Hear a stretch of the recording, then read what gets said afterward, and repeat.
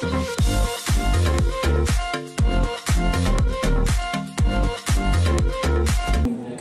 финансылык сабаттуулук жөнүндө жалпы маалымат берип өтүштү. Негизи биздин күнүмдүк турмушта финансылык сабаттуулук абдан керектүү нерсе. Бүгүн кеңири маалымат алабыз жана бүгүнкү иш-чаранын алкагында эң чоң призди жеңип алдым тест аркылуу.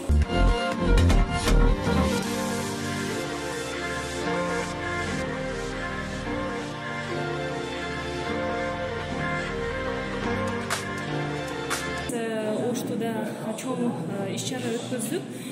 31-октябрь бул сактоо күнүнө карата биз финансылык сабаттуулук сактоо боюнча маалымат бердик. Консультанттарга 5 консультант келип 5 тема боюнча маалымат бердик жана ошондой эле көптөгөн викториналар болду.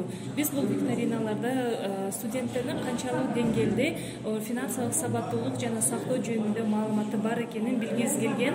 Менин оюмча бул викторина аябай иш-чара аябай жакшы өттү деп ойлоймун. Бул негизинен башынан айтып кетсем, иш-чара эл аралык эмгек уюму жана эл аралык финансы фонду тарабынан жасалган.